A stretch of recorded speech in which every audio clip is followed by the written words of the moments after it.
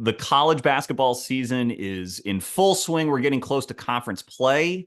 And that means that we're going to go to the biggest, baddest conference in the land, the super conference, as it calls itself, the Big 12, and find out what NBA prospects are separating themselves at this point. Welcome to Chucking Darts, a podcast of informed, rigorous, reckless, harmless, speculative, and fun predictions about the game we love. You can call me Chuck.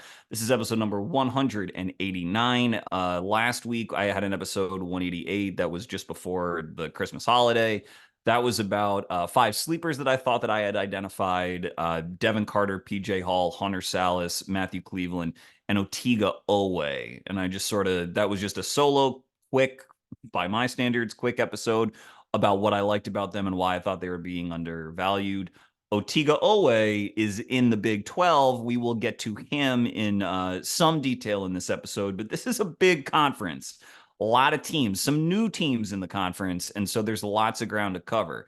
To help me do so is a return guest who it's been too long since he's been on, but I'm very happy to have him back. He's Rich Stayman, who's at Mavs Draft. He is the owner and operator of MavsDraft.com. He just posted a piece about the City of Palms Classic, where he went to Florida to scout some of the top high school talent in the country. And he has a board debuting sometime soon in the next week or so. And so while, everyone's getting their boards ready this time of year, once the new year kicks off, everyone starts looking at that stuff. Rich will be at the front of the line, as he always is with his coverage. So, Rich, welcome back. How are you? Hey, really appreciate the kind words and honored to be back. I've been listening to the show a lot since I was last on. Great to be here. I'm excited to talk Big 12.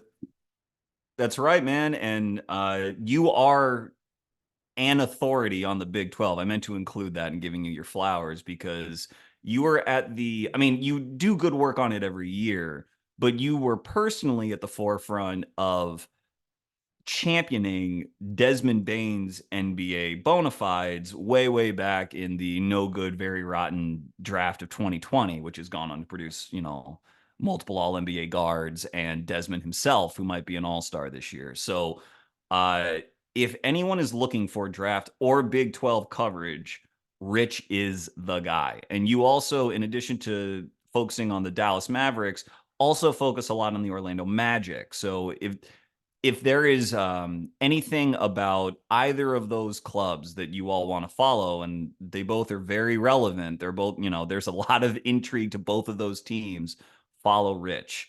How was Florida, man, at the City of Palms? Yeah, it was great. I got to see, I want to say like 30 of the top 50 prospects all in high school. Got to see Ace Bailey for the first time. The future of basketball is in great hands. And it also confirmed what I've believed, which is the next few drafts will be better than this one. It was not hard. It was about 1 hour of being there, and I realized that. So I am not denigrating this class just yet. I do know that that's the reputation. I know why people are saying that. But again, the last year that was really the narrative was about 2020, and 2020's done just fine between Halliburton and Edwards and Maxey and Ball and Bain and Vassell and on and on. So I I want this is the time of year where I really want to find guys that I love. Like I want to want them. And the Big 12, I'll just kick it off this way, okay? With this conference, this enormous conference now, I know you're still curating your board, but approximately how many guys do you feel are solid first round picks out of this conference at this time? yeah. So I mean, right now we're looking at off the top of my head, I'd say I go with two at the moment because I Okay. know. So obviously, the obvious one, right? Jacoby Walter. He's a Mm-hmm. lottery pick. Mm-hmm. That's probably sealed at this point. The other one is Kevin McCullar, who has, I'm sure we'll talk about him in depth a little bit more. Really like what he's done offensively. He's always been the best defender in the honestly, yeah, probably the country. He's elite. At minimum, the best defender in the conference. The third one who floated on my radar was Yves Missi. Mm-hmm. Again, we'll talk about him later, but I don't think there's enough offense there. Like he's a rim runner. I don't feel like a rim runner is getting first round pick this year, honestly, in any year. So I'm going with two for now, with a chance to get to 3 or 4, depending on how well some of the other guys get in the Okay. picture there. And so there's a couple different shades to this question because there's the question of what will actually happen and where will they actually be drafted, and then there's where would you draft them? What sort of consideration would you give them? So with Walter and McCullar, these two, would you personally draft both of them in the first round? Walter, yeah, like not even a doubt. For McCullar, probably it depends on how real it looks in conference play, but like my issue is, yeah, the jump shot has improved a ton. He's now over 40%. Mm-hmm. It looks a little bit better, so it checks out both statistically and eye test. But at the end of the day, I mean, if you watch some of the shots, it's when like guys still aren't closing out on him that much. And yeah, you got to make those open shots, but I don't know. He's still not taking and making that many contested shots, and that's the sign of like a very real shooter. I just worry if he's somebody that's just older and better at this Mm-hmm. point. Mm-hmm. So I'm in between, but he's so good at defense. Like he has that hat to hang on. And if he can just hit an open three, like can he not just be Roberson? Yeah, so do you want to start with this McCullar discussion or do you want to Yeah, talk let's do about it. Jacoby? Okay, let's Let's do start it. with McCullar. All right. So you've mentioned it, but what is fun about Kevin McCullar is that there's this confluence of draft narratives, a version of draft narratives that we hear every year about, well, how dependable is someone who is entering the league at like an older age? McCullar, I believe, is actually younger than I thought he was because he's still only 22. I believe he turns 23 this March. I guess he was like a very young freshman because he's a fifth year senior now, and he's played a lot of Big 12 basketball, first at Texas Tech and now at Kansas. Right now, this season, he is averaging over 20 points a game, about 7 rebounds, and 5 assists. He's had, I believe, 2 triple doubles already, and he is shooting 50% from three, just about 41% from, or pardon me, 50% from the field, 41% from three, 83% from the line. Okay. And that is like a big jump over where he has been. You know, the last 3 years, his field goal percentage from the field, not from three, has been 41, 40, and 44. And his 3-point percentage has never gone over 31%. So he's going from 31 to 41 so far, and from, early 40s to 50% from the field again so far. So you look at that, and we're not at the end of the year, so this is not a full body of work.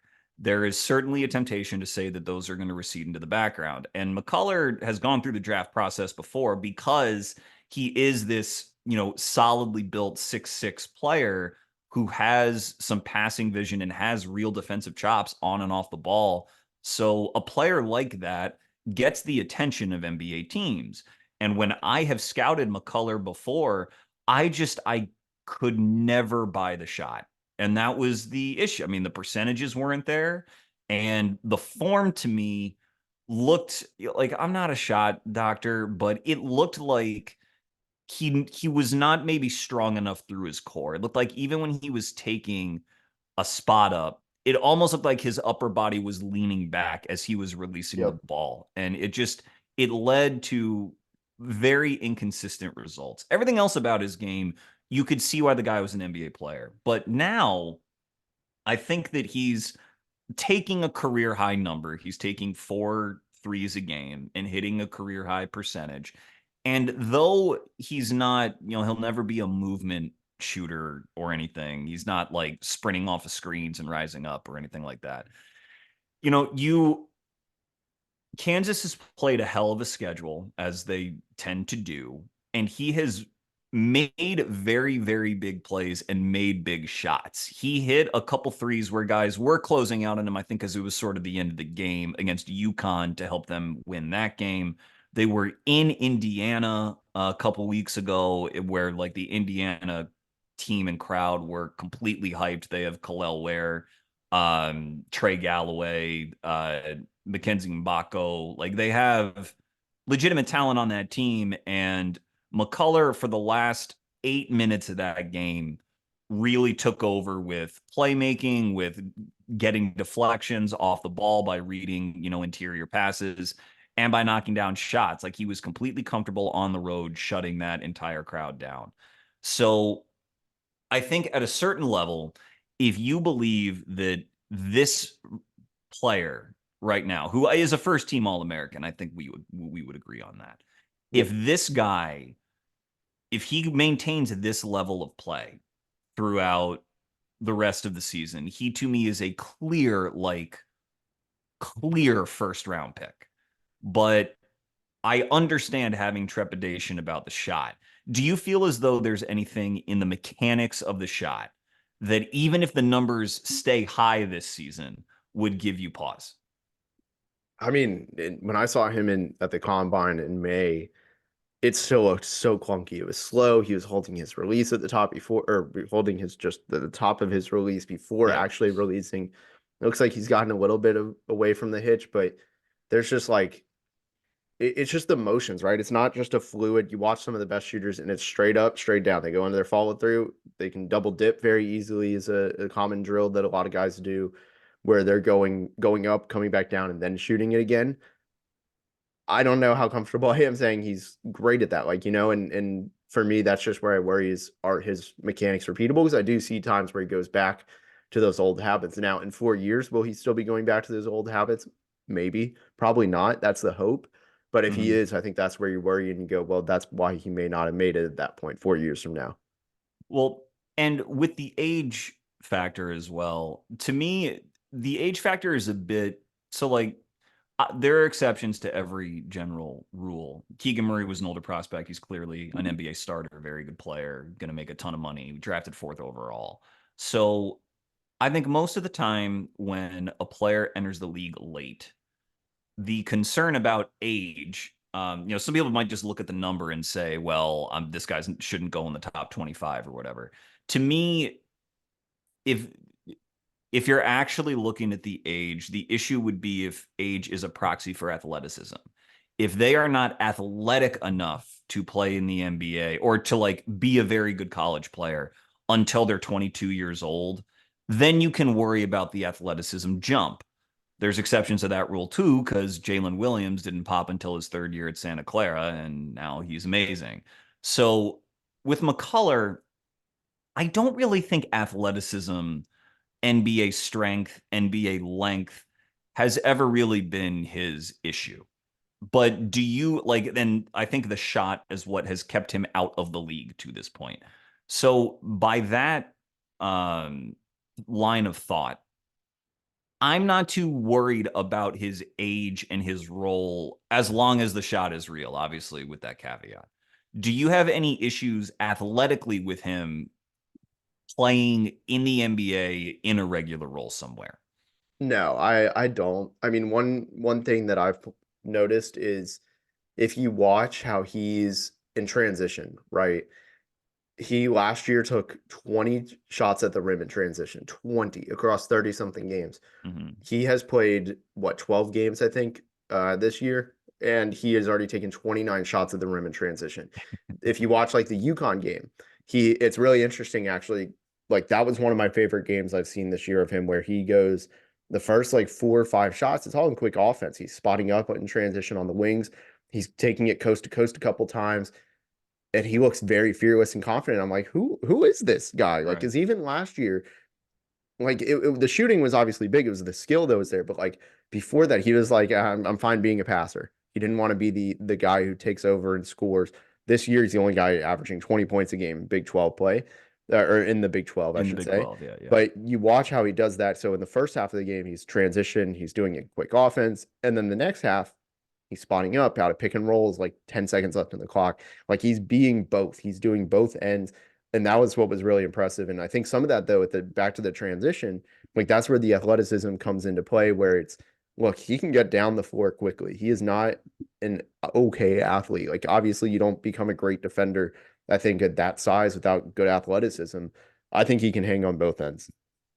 I do too. I loved, and if anyone can find that UConn Kansas game to watch it because it was a great game, great atmosphere, back and forth game. UConn was like down and came back and took the lead with about 6, 7 minutes left. And then it was just a lot of kind of wild shot making, a lot of it from McCullar that ended up swinging that game.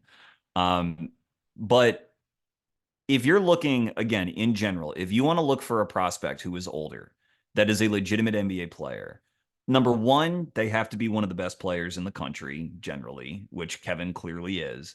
And you want them to, as close as possible, be a wing where there's, if for no other reason, there's just more spots and minutes available, the more positions you can play. That tends to happen more for wings than anyone else. And you want to have them be able to do a little bit of everything. You don't want there to be some sort of glaring issue in their game. This guy is still in the league and has a role, which is good for him. But if you think about, Obi Toppin's defensive issues coming into the league, that was a real, the issue with his hips, and is he a 4? Is he a 5? Who does he guard? Because he played small 5 at Dayton in college.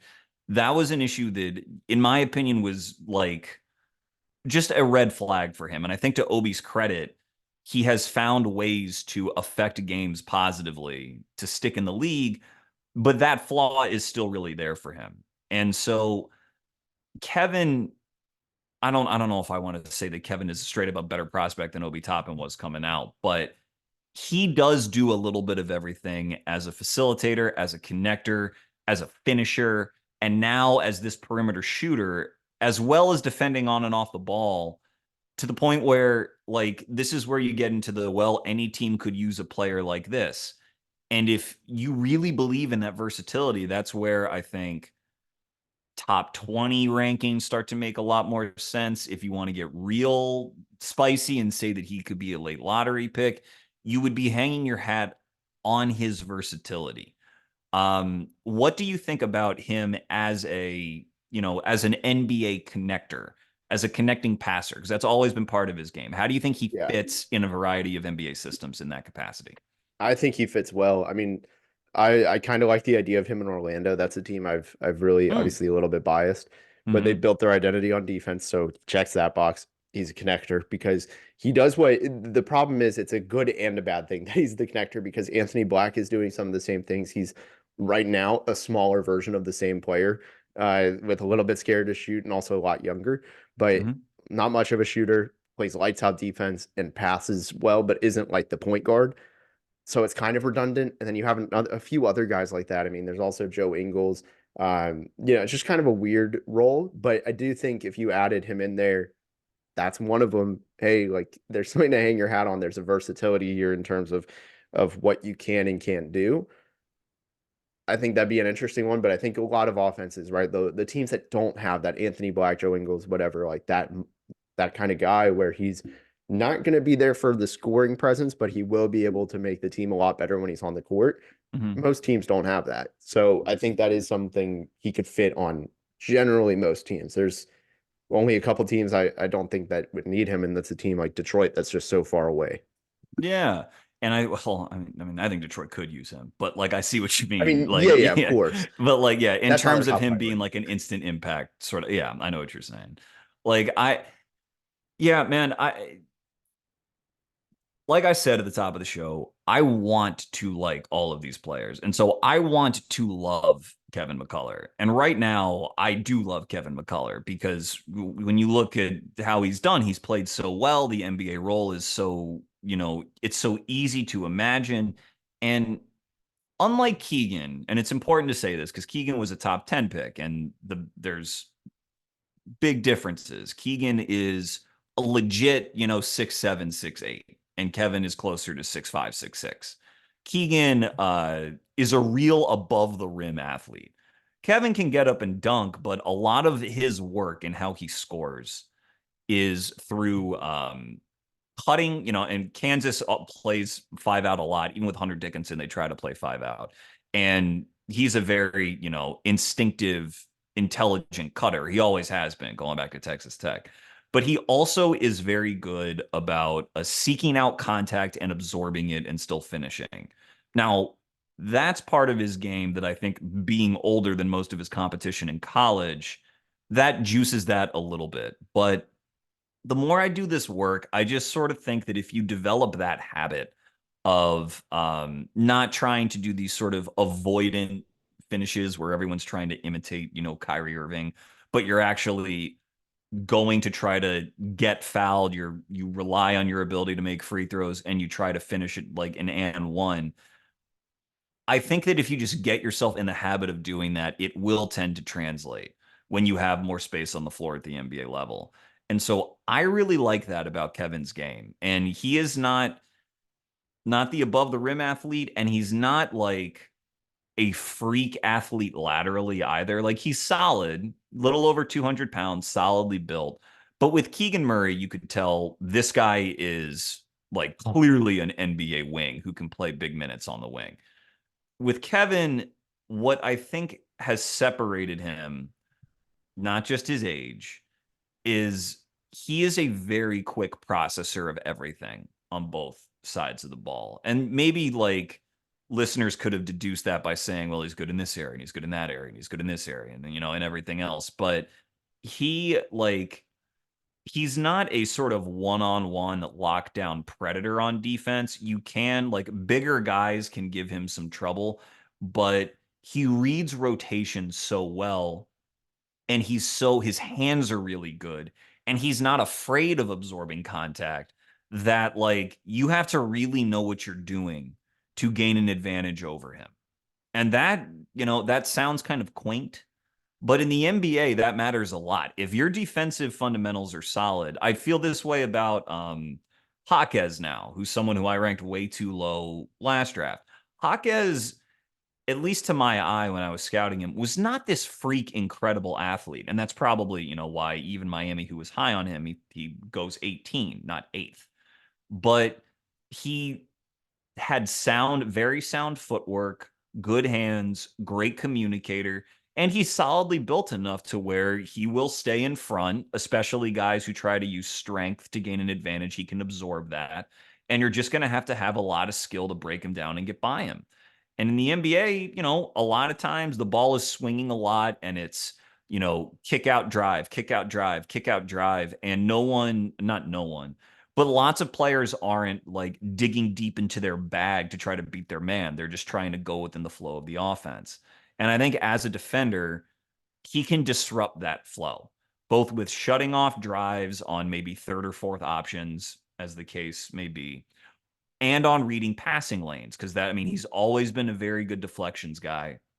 And I think that his sort of his feel on that side of the ball will play up on defense as well. So like, do you believe that there is any sort of reason why he won't be a good defender at the next level? No, no, that's a lock.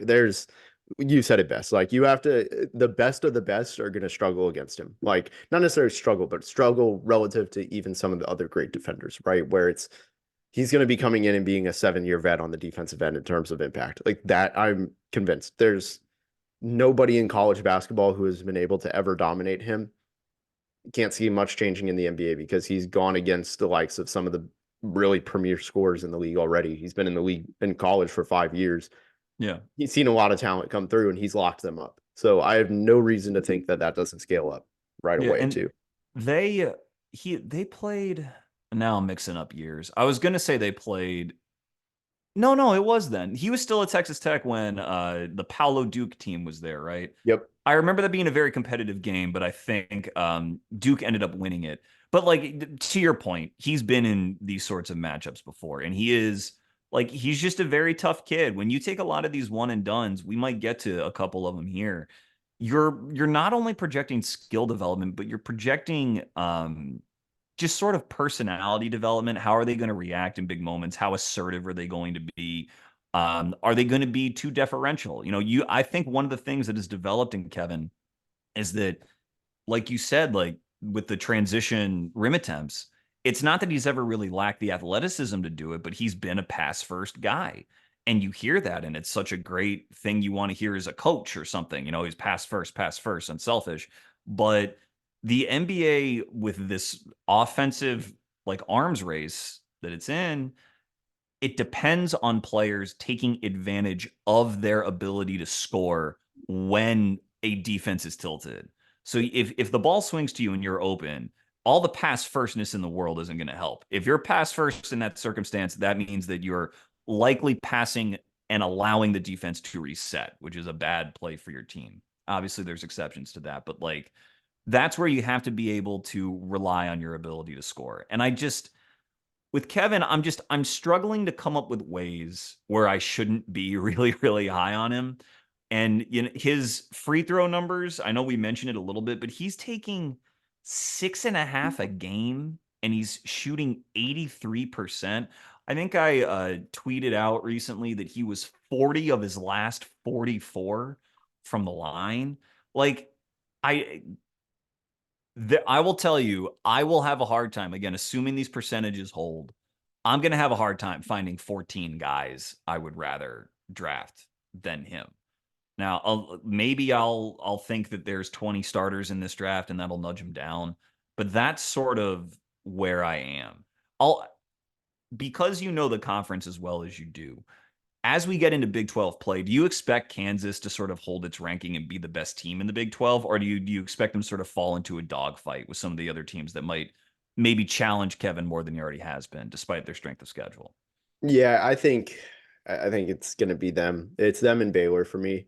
Hmm. They're really the top dogs, and I don't know. I don't know if Baylor can consistently do it like they always have been. They just have too many guys. I feel like where it's question marks on any given night, where they could easily just fall off against Kansas, right? Where they get locked up.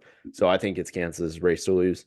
Okay, cool. And one other thing, this is going to be another comp of a recent older player who entered the league. Have you been watching Memphis at all since like Ja has come back recently? Oh, the Grizzlies. Yeah, absolutely. Sorry, I thought you meant university. Yeah, go ahead. No, sorry. No, I should have been clear. But and were you I mean, you were familiar with Vince Williams when he came into Oh yeah, when the of league course. from Yeah, VCU. he's been phenomenal on defense Yeah, and he is and another overall. guy who great deflections guy at VCU, strongly built but not 6'7", closer to that 6'6" range.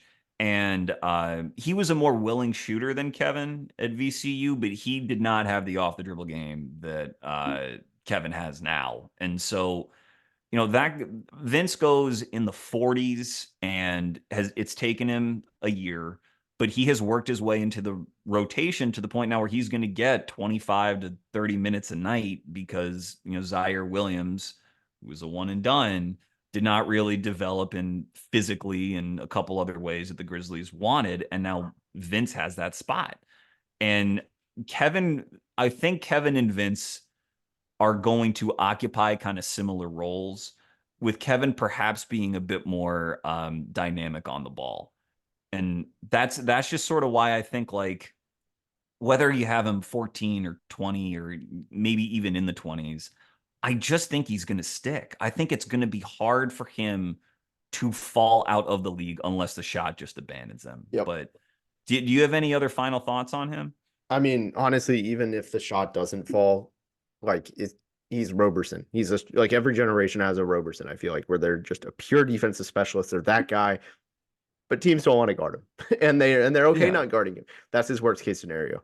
Yeah. Yeah. So awesome. Glad that we're in lockstep. When I have him 11th, whenever I debut my board, hopefully no one freaks out, but we'll see. We'll see. Okay, so Jacoby Walter, the blue chipper, the lotto pick.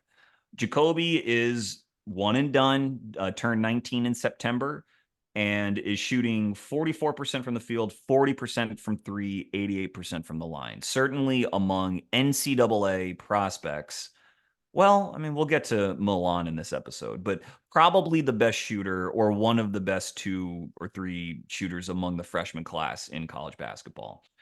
He's averaging over 15 a game, almost 4 rebounds, has a positive assist to turnover ratio, and gets over a steal a game. And I want to touch on his defense as well. But you see, again, with a year like this where there's all this uncertainty, you see Jacoby ranked anywhere from like in the top 3 or 4 down to like 10, 11, 12, that range. So where does he fall for you? Where do you think is like an appropriate ranking for Jacoby? Yeah, I think anywhere from like 4 to 10. I think you can justify like the shooting off of screens, the off ball ability, and then also the upside as a pull up shooter. Like obviously the efficiency is not there yet in that regard, but has a very good chance to be. I think just all around, you look at the wing, the star mold, Mhm. Jacoby's not that far off from it. So in this class, you got to take a swing. Interesting. Okay, so I am going to disagree slightly eventually, but I want to hear. I'm going to ask you a couple questions for you to defend him taking that high. I Yeah. could see maybe taking him like 8, 9, 10 on the higher end, but I wouldn't go like swing in the top five on him. So let me ask you a couple questions. Number one, uh, off the dribble. Where do you see his off the dribble game going once he gets into the pros? How good do you off the dribble you think he's going to be? I think like on a scale of 1 to 10, like probably seven is where I put him, 7, 7.5. Okay. I'm very high on it. I think the spacing will help a lot. I also, for me, I saw him a lot in high school because he's from the Dallas area. And Hmm. I've seen the growth because he was able to always get to his spots. And like obviously it's different in college and everything, but he's always been able to get to his spots. It's been the reverse, really, I feel like, where his shot got a lot better. It was a kind of gross shot a couple of years ago, and he worked on that a ton. So I feel like if he's been able to do that, he's had the moves, he knows what to do. It's a win, not if. That's really where I'm kind of coming from. So it's a different approach than I've used to do, excuse me, where I would just go kind of. I don't know. I feel like he kind of has struggled off the dribble this year. I don't know the exact numbers, but he is someone I think that there's enough precedence going against some of the top guys in high school doing it that I think he could eventually do it again in NBA spacing. Cool. All right. Yeah. And the point about spacing is very good because a lot of guys, excuse me, particularly one and dones, will show handle issues in college because they are physically like not developed yet. They're 19 years old playing up against competition. And so their handle can naturally be a little bit looser. And I think Jacoby shows some polish with his handle, but he is, I don't know if I would call him like outright a skinny prospect. I think his frame is solid and it'll fill out. But right now, he is skinnier than a lot of the guys he's playing. And so, there were a couple games I watched him. I'm trying to remember which ones. Maybe like Seton Hall and um one other one. I watched, I think, like five of his games, five or six, where like he didn't take many dribbles inside the arc at all, just because they have Ray J. Dennis and they have Langston Love, and he's such a good movement shooter right now. Anyway, that they were just sort of weaponizing his gravity that way. And when I watched him, I was like, ah, man, he's going to have to show a little bit more off the dribble if folks are going to be really, really high on him. But as I kept watching, I did see him do it a bit more, and he has flash with the ball, not in a selfish way, but like he can solve problems with his handle a little bit. I still don't see him gaining separation though, and that's sort of where I have some concern about him as like a top 5, 6, 7 pick. He will play on the wing, but he's in the 6'4", 6'5" range. Traditionally a shooting guard, but in the league nowadays, guys who are, with seeing the lineups that can deploy Franz, that wings are sort of gobbling up minutes at the two in increasing amounts, guys who Yeah. are increasingly versatile and bigger. So if you are going to, as a slightly smaller guy, lock down those minutes, be a very solid starter with some star potential, you've got to have a lot. Like Donovan Mitchell, obviously, is at one end of the spectrum because he's already made All NBA, but that's an undersized guy who isn't a pure point. But Donovan is like a very bursty, very, very strong athlete. Where do you think Jacoby falls in terms of sort of like burst power? Understanding, Donovan was in college 2 years before he debuted. Jacoby won't be. Where do you see his physical development going and how he would compare to other similar guys around the league? Yeah, I mean, just in general, his burst has always been mediocre at best. I think that's been a little bit exposed because, I mean, the Florida game, I think, is the game I've watched the Yes, most that was one I was closest. trying to think of. Yeah. And he was killer coming off of screens. Like we'll get to the off ball stuff. But on ball, that was something I noticed where he was able to get to some spots but it was times where Zion Poland was on him, who's a Hmm. fantastic defender. Yep. He would be on him and he couldn't break him down because he couldn't beat him to his spot. And or to yeah, Jacoby couldn't get to his spot first. And that kind of worries me. I do think something like adding strength, we've seen some guys do this in the past where I mean Kawhi is kind of an example of this where he doesn't have like a killer first step. He doesn't rely on that explosion, but he's so strong that he can fend you off kind of thing and make sure you're not able to win at his spot. And I think that's where Jacoby can win because he can rise over defenders too. I think that's kind of where I'm at is you have to make up for it in other ways. And that's where feel for the game is going to come in because how can you do that? How can you develop your body to really maximize your weaknesses? Yeah, and where I've seen it come out a lot is on defense because again I should have had these games queued up, but there was a game they played. Maybe it was when they got beat by Michigan State and they're playing, Tyson Walker. But he has gotten blown by a fair amount, one on one on the ball. And it's not for lack of trying. Like as you've hinted with watching him in high school, Jacoby is a worker. And like you don't get as good as he's gotten running off of screens. I mean, that takes a lot of precision with your footwork and your form. Um, like he has certainly put in the hours. And on Baylor, he is like feisty as a defender on switches if someone's trying to post him up. But when he's in space, that's where I'm like, he does not look like an NBA level perimeter defender to me right now. And so again, if I'm sort of paper cutting or nitpicking his case, I just I don't want him to have to be one of the 15 best shooters in the league in order for him to be a solid starter.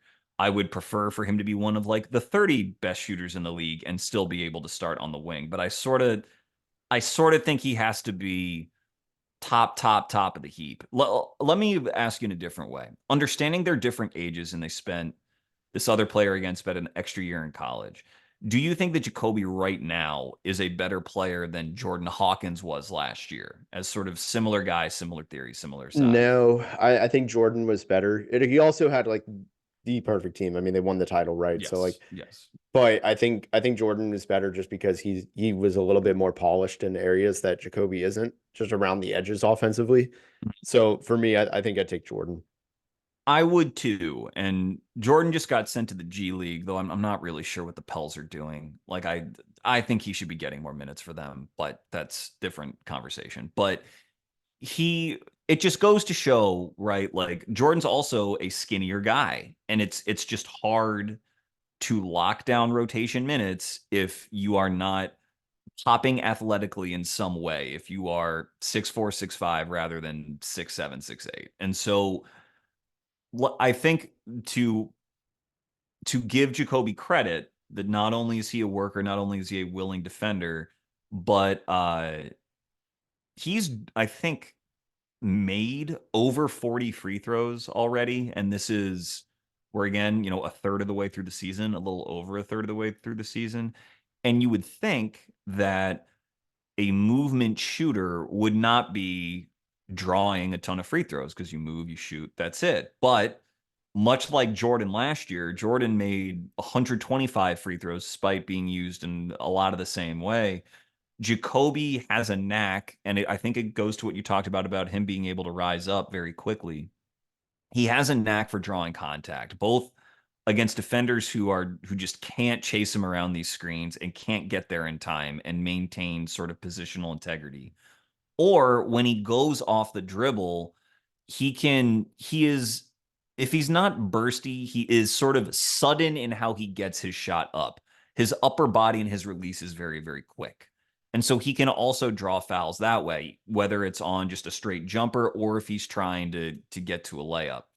And when you have that ability just to, even if it's kind of grift ish, to draw free throws, that's just another way to be an efficient offensive player for your team, to add to your team's offense.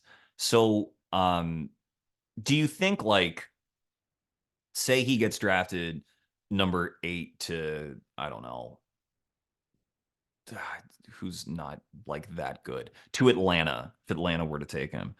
Do you like AJ Griffin is in that organization right now as another guy who is two guard, not a point guard, not really a big wing, exceptional shooter. Like, would you see Jacoby being and someone who isn't playing right now? That's due to personal reasons. I think otherwise he would be playing, but on that team, you've got Bogdan Bogdanovic coming off the bench, and DeJounte and Trey are sopping up all this usage, and you can see the walls kind of close in on AJ, at least for the time being. Would you see Jacoby being it? And they drafted Kobe Buffkin. God, the Hawks are wild, man. But do you see Jacoby in that group of players, not necessarily on the Hawks, but do you see him being able to establish himself to a degree that those guys maybe have struggled to thus far? I Or maybe think, you could, or like, what's a team that you think he'd be good on? I'll put it that way. yeah, not Atlanta. I think if you put him, I'm trying to think of someone that like I'm going to choose a lottery team because I can't. The team I was about to say is picking in the 20s. So if you were to put him on a lottery team, look, I'd say you got to. Man, I'm thinking too much like a GM in this, where you're like, well, you need something else instead. But just disregarding that they might need something more. There's a couple spots that stick out. Um, Portland could be an interesting one.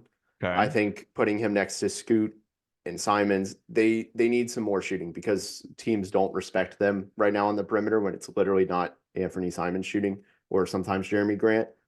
They need more. So I think he would really thrive there. And he wouldn't have any roadblocks. The other would probably be, I'm so sorry, I just lost my train of thought. It was Utah, where Utah, they I need a was point thinking of guard. Utah too. They Yeah. need a point guard. That's why I was like, I don't know. They need a point guard, and Portland needs rim protectors. But like at the end of the day, you got to get these offensive guys, these shooters, because shooters stick. Like that is the easiest role to really thrive in. And Utah has Keontae George, who might end up being their point guard of the future, still Hmm. Hmm. unclear. Hmm. And I think with that, you get him another shooter, helps a lot. So I think somewhere one of those two. And right now they're picking 5 and 9, like Portland's fifth, Utah's 9. Those are right in their range. Yeah. And I think like I thought of Utah as well. And I know they have Keontae. They also have Bryce Sensabaugh, who I still like a lot, but we'll see when he can get on the court. But this is, everyone talks about the depth of talent and the squeeze that it can happen. And I think these are guys just like Jacoby is going to stick in the league. I agree with you because the shooting is so good. I mean, it's really, really good. But traditionally, like if you look at Sam Hauser, Duncan Robinson, some of these bigger shooters or guys who entered the league a little bit later, like Landry Shamet or Kennard, guys who have bounced around a little more. It, players who have a lot of shooting talent, but are maybe a bit of an athletic deficiency, usually don't start locking down their role until they get a little bit older, till they get to their mid 20s and their body fills out and they can make sure that they can compete a little more. Jacoby, I think, is a better athlete at this age than a lot of those guys were, but because he's not, because of his height, I think it might take him a little bit longer to establish his role in the same way it's taken those guys a little bit longer to establish their role, which is, again, not necessarily a bad thing. NBA primes are age 26 to 31 or whenever it is. So it's going to be hard for him to come in and like be a positive player. I just, I guess I agree that plenty of teams could take him and be happy with taking him, but I would not expect him to be on an all rookie team. I would not expect him to be a starter by his second year. And that's sort of where I come down, sort of ranking him a little bit lower anyway. Because if it takes him a few years to establish himself, that's fine. But that usually means that, you're maybe returning value of maybe lotto value, but maybe closer to late lottery value than early lottery value. So like if you believe in the swing in the top seven for him, Um, what what leaps does his game take for him to be like of that class going forward? Yeah, I think one of two things has to happen. He becomes a great like off-ball defender, right? Just a positive defender in the shooter, right? Where I think he becomes one of the premier 3-and-D guys, high level shooter, Mm-hmm. at least average to above average defender. I think that would do a lot. That's the simple outcome. I do think that there is still 3-level scoring upside there. I forget who they played in the first game, but there was a little bit more flashes of Auburn. that. It was Yeah. Auburn, that's right. And Mhm. there's a little bit more flashes of that. And if that can become steady, it's really just comes down to shot creation. If he's not a shot creator, he has to be 3-and-D. It's an unfortunate thing. Granted, though, he's a weird size to be a 3-and-D. Like the ideal 3-and-D guy is somewhere between 6'6" and 6'9". Right. So he's a little bit shorter. Is that okay? Like we don't know. But I think also, again, it's just one of these things where the college game doesn't always benefit him. He played so much different. He was point guard a lot of times when he was in McKinney in Texas, and that was before he transferred to Link Academy, where he played on a very powerful team. But I think he's somebody that there is that shot creation upside, and I'd lean a little bit closer towards that. Okay. Okay. Yeah. What I think a comp that Sam Vecini made was Contavious Caldwell Pope, which if he were to get, I mean, if he were to get to that level defensively, Kentavious is a sort of top 10 in a redraft guy because of how well he complements other stars. And Yep. I think that Jacoby could become that level of shooter. It's just a question of whether or not he can really be that much of a defensive asset, and we'll see. But um there's a couple different directions we could go here. And I know that I don't want to take up too much of your time, but I saw that you were maybe in preparation for this episode. If so, I'm very flattered. You were talking on Twitter about Milan Momcilovic. You want to talk about him? Yeah, I like Milan a lot. Okay. I He's another guy who I feel like I loved his game in high school where I saw him in the EYBL circuit. And man, he is impressive. I think it was EYBL, it might have been Adidas, but regardless, in high school, I've just been so impressed. 6'9", comes off screens, and honestly, like he's kind of a smart defender too. Yeah. I am more confused about Milan than I am of any other player that we are going to discuss today. I have no clue. You could tell me that Milan's going to return top 10 value in this draft, or that he's, going to be a journeyman like backup, and I'd be like, yeah, sure, of course, I get that. Yeah, like just look at him. Obviously, that's what's going to happen. He the size you cannot replicate. His shot, this like two motion beauty, is never going to get blocked. He always looks comfortable letting it go. And the defense is really about what level of defender is this kid going to be. He's shooting, by the way, even better than Jacoby is. He's shooting 50% from the field, 44% from three, 90% from the line. And he's averaging over 13 a game, but just 3.5 rebounds. Some defensive stats, which I think speaks to his intelligence, particularly as a help guy. But the question is sort of what sort of an athlete is he going to be if he just turned 19. He's young, so his body could go a lot of different ways, but he looks like when he's running the court, it just looks like it takes a long time for him to rev up to top speed. He doesn't seem like the best sort of ground coverage, change of direction guy. But I have in the past, I have seen players, maybe not to Milan's extent, but I've been like, how are they going to cover ground? And then you see that like Joe Ingles is still in the league and like a productive bench player. And, positioning and rotations can make up for a lot.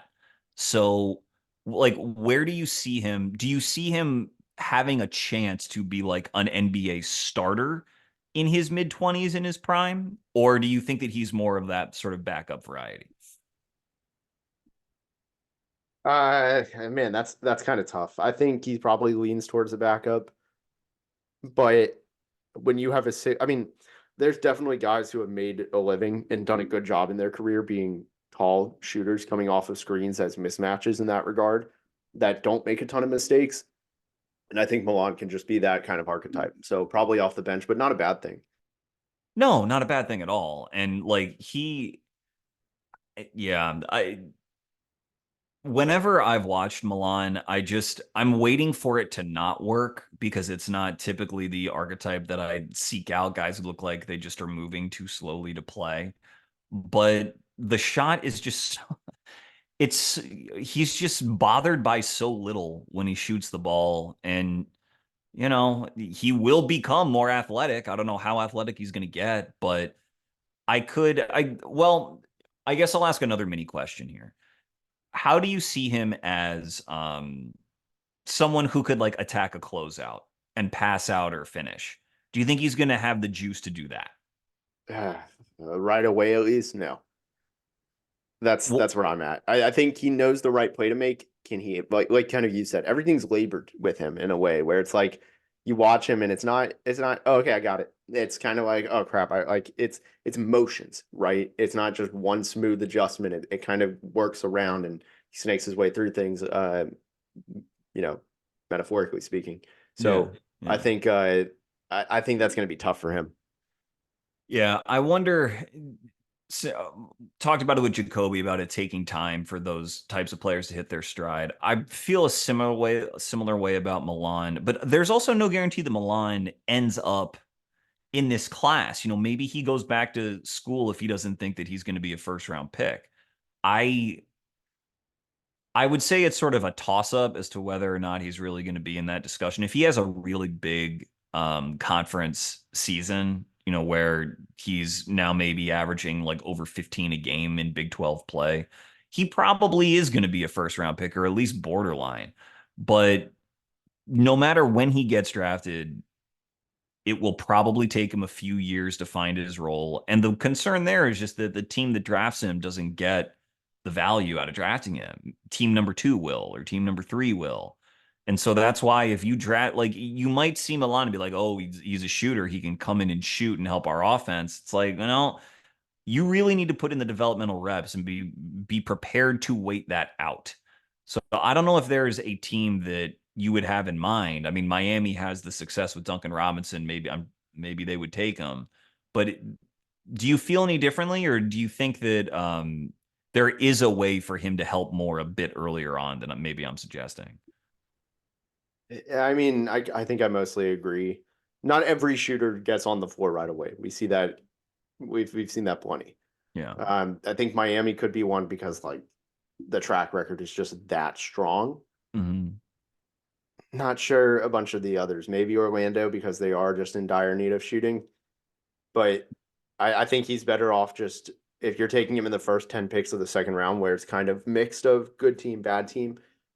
Just go to a team that has a good point guard that can set him up and honestly that he can play with freedom where it's not going to kill them, but also he's, you know, getting positive reps and it's winning basketball. It's not what's going on in some other systems in the past. Yeah. Yeah. Okay. All right, man. So I'm going to list some other names, and I just want you to talk about who excites you the most or who interests you the most. So there's Yves Missi. We mentioned him. Dylan Mitchell, Texas. Uh, Emanuel Miller, TCU. Otiga Owe and Javian McCollum at Oklahoma. Jalen Bridges at Baylor. And then there's a couple other guys we probably won't get to, but just want to mention them. Jamal Shed at Houston, Jackson Robinson, BYU, and Darian Williams, Texas Tech. I don't really think Darian's a 2024 guy, but just wanted to Mhm. mention him. So who do you want to discuss out of that list? Let's Well, do let's do Yves Missi. I okay. think he's kind of the easiest one. Talk about Eves. Yeah, he's a rim runner. I think he's a rim runner that can defend the perimeter. Doesn't have much of an offensive game, if any, away from the rim. He has 2 assists on the year, and one of them, I forget who they played. I watched the game, and it was a post assist where he was getting doubled. Quickly recognized that it was nice, but that was half of his assists for the season. So for me, I'm very much of the school of all right. He's a rim runner, he's a rim protector, and he can defend the perimeter. It's very nice. What value does that have on draft night? That's where I'm confused right now. That's my kind of layer I'm trying to get past. Yeah, Eves is again extremely gifted athlete who runs the floor very well for a 7 footer. I mean, there are rim runners, then there are like rim runners, and he can really cover ground and get down the court and has a very good motor. And there have been guys in the past who've had good motors, but they're not like true 7-footers. Like Isaiah Stewart, really good motor, but he's 6'8", 6'9", and was a center in college. Eves, I think, is maybe 6'11", but he's right in that area and very competitive off the ground very quickly. Um, I think he is a real uh, you know, roll dive prospect who can find success in the NBA. It's just that I said this in my last episode. I think that it is very hard to develop as a big man in the NBA just because you can't play two big men at once. And so if wherever Eves goes, he's not going to be the starter. So the starter's going to play most of the minutes. And is Eves good enough to play backup minutes right away? If he's not, and he's only going to be 20 years old next year, he's probably going to spend a lot of time in the G League.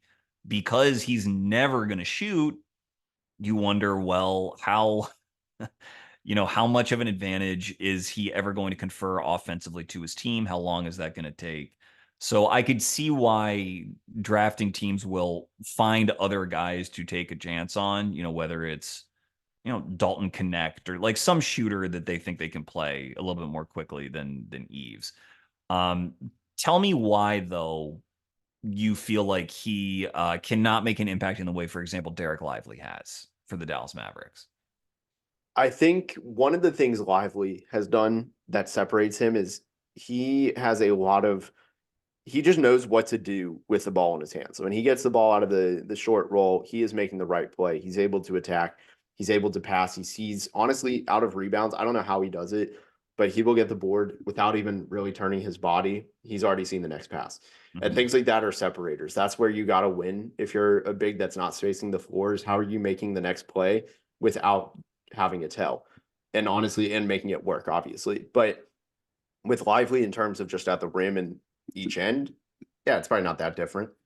For me, it's just that is such a big separator where that's the difference between bench minutes and starters minutes for me. Yeah. I would also add that Lively is like a legit 7'1", and his wingspan is legit 7'7" or whatever it is. So I see them as different tiers of prospects as well. But I also think like at a certain point in the draft, if you want to get a guy who's gonna play in the NBA and can athletically hang and is I presume that Eves is a good worker, he seems to be, then you take him and you trust your development system, and maybe you have a backup big in 2 years. And from there, who knows? Then he's going to have to try to fight and keep his minutes. So I don't know if that's a first rounder. I think it could be in this draft. I think if you want to take him 25th, there are worse things to do, but I think we see him pretty similarly. Um, Anyone else from this?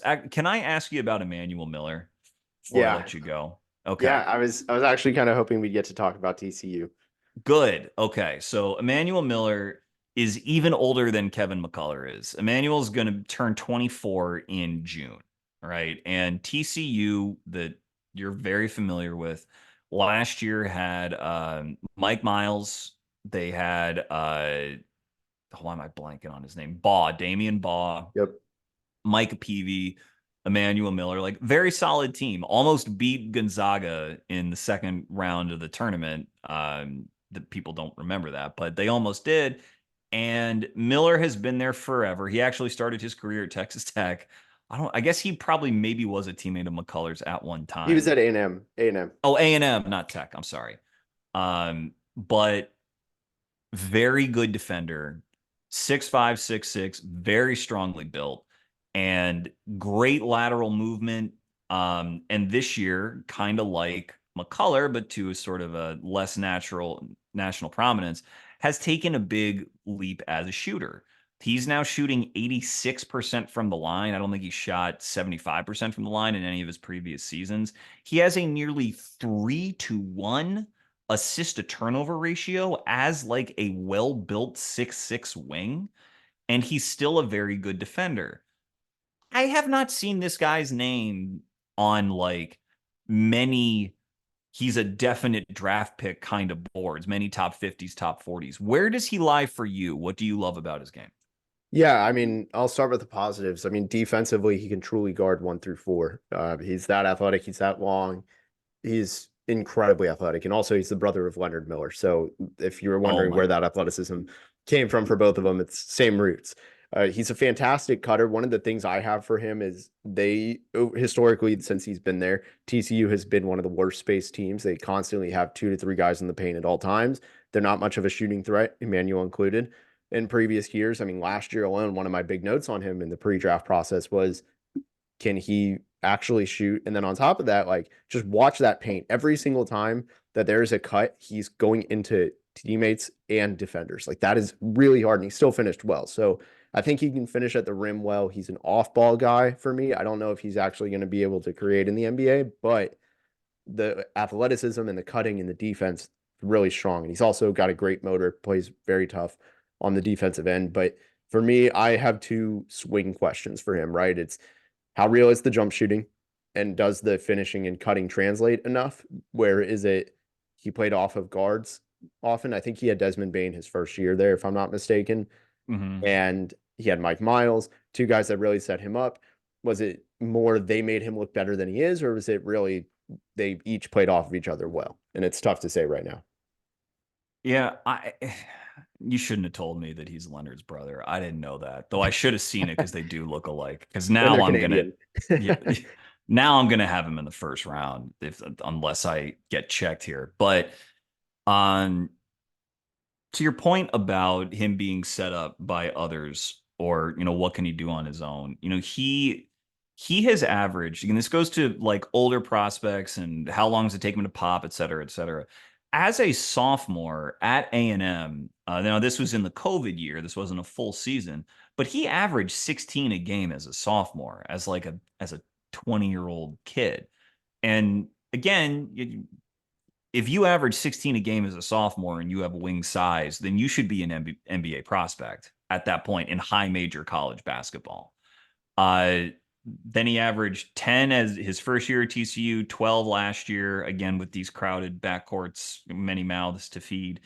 And now he's back up to 16 and a half. And I am impressed with how frequently he is drawing contact and drawing free throws. And like Leonard, I'm glad this runs in the family. I just like his I like what passes he can make late. When he is on the move, he seems to just find natural gaps in the defense to dump the ball off. Sometimes he can do that a little too much, and I know you say you like his ability to finish at the rim. I think he should be better than he is so far. I think sometimes he tends to shoot below the rim when maybe he could rise Yeah. up a little more. And for someone who's already 23, that is kind of problematic. But his motor is so good. I think that he is not. There's a chance he's a better defender than Kevin McCullar, or that he is on par with Kevin McCullar. In my opinion, because he brings an element of sort of strength and power that isn't quite there in Kevin's game. And so it's another thing where do you buy last year he shot on not many attempts, but he shot 39% from three. This year he's shooting 37%. He's taken a big jump at the free throw line. And his face up jumper, which he likes in mid range, has a Yes. nice high release. I think it Yes. looks better than Kevin's jumper looks. So if you start to really put these pieces together, people are going to say, oh, he's turning 24 and whatever, he'll be a UDFA.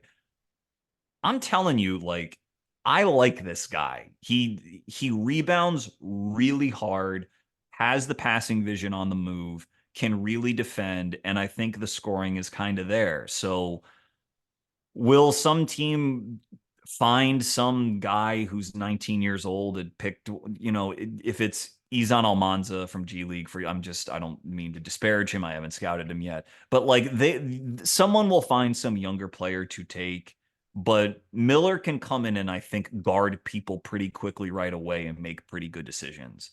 So I really like him. Do you think you're going to rank him in your top 40? Like, where do you think he's going to fall for you? I actually don't think so. So I'm also another thing treading lightly with is the competition he's been facing. TCU scheduled one of their weakest out of conference schedules in a long time. Then they had a midseason tournament where they played like Clemson, Arizona State, Nevada. It was all in December. I can't remember who else, but They haven't played many people, and I think in Big 12 he's going to regress, especially like the jump shooting may not as much, but I think the free throw numbers, not even the volume, or sorry, not the percentage, but like I think he's going to get to the rim less. Um, that's my concern for him. I personally don't see him being top 50 for me, just because of that. I actually have someone else as the better TCU prospect that's also older. So Who is that? I actually really like Jameer Nelson Jr. I know he's NBA legacy, obviously, but undersized guard, whatever. But man, they have three killer defenders between Emanuel Miller, Micah Peavy, who I think is the best defender on the team, actually, and then Jameer Nelson. That dude is just disruptive, and he has offense. He's creative. He is a weird style of basketball to watch when you watch him dribble and shoot, but it works, and he gets to his spots. So I really like Jameer Nelson Jr. I've watched Jameer a little bit, but when I was watching for Emmanuel. So I'll just watch more Right. TCU, which will be great. I got to admit, when you said he wasn't in your top 50, my heart has just sank. I don't know what my I I could don't see it know in your eyes. if the I know, man. I was just like, no. But here's what I'll say. I watched that Clemson game, and Clemson's good this year, to be clear. Yep. I think one of the reasons they ended up winning that game was that Emmanuel was making a decision to drive a little early, and he was setting up inside the arc because he likes the mid range, but he can't really do that if he's going to be a prospect. He has to get more comfortable using the threat of his three and just taking threes in general.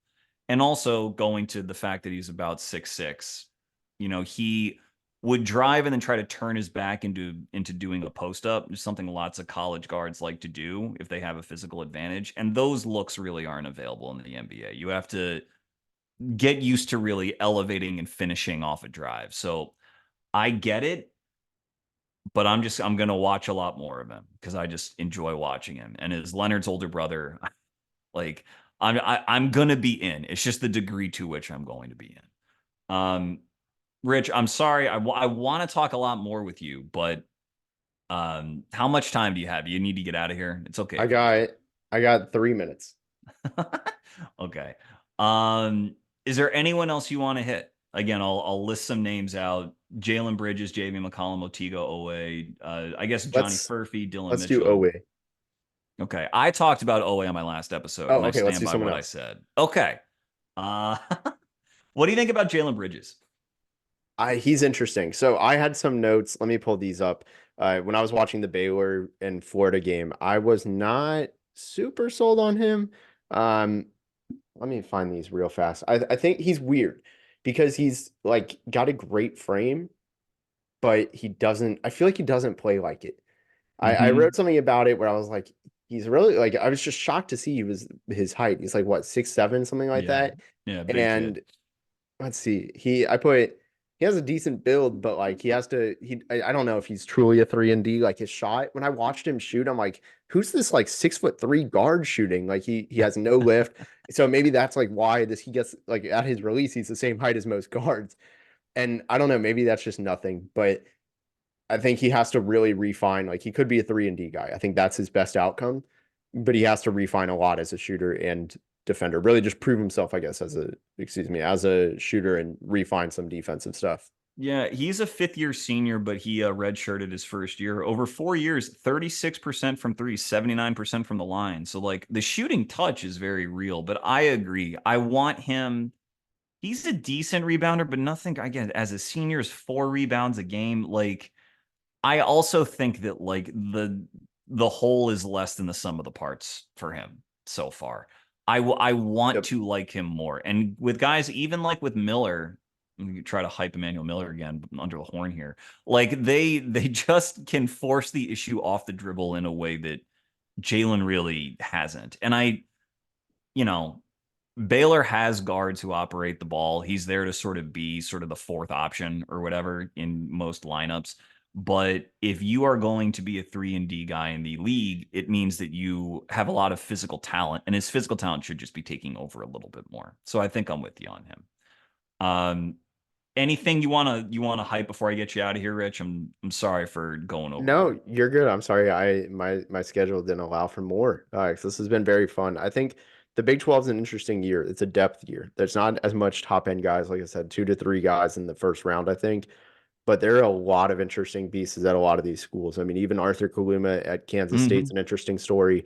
You got Dylan Mitchell at Texas. I think he's the only prospect there, but you have TCU has a few guys, of course. The growth adding BYU, Jackson Robinson's incredible. Hmm. There's a lot of talent there. He's probably actually the best chance to be the third, I would say. But that's for another time. Maybe we can do a Jackson. part two. Oh man, my eyes just popped out of my head. I like Jackson. He's got to get to the hoop a little bit, but an insane shooter, Yeah. insane shooter. For Yeah. what it's worth, I wouldn't take him first round right now, but I think he's got the hype to get there. See, Otiga's my guy. I like him a Otiga, lot. I yeah, like him a I lot. I love Otiga Owe to death. But anyway, thank you very much, Rich. I'll see if I stay on and prattle about, but if not, Yeah. thank you all very much for listening. Check out Rich at Mavs Draft and MavsDraft.com. This has been Chucking Darts. It is okay to be wrong about sports. Find your dartboard and start chucking. Thank you.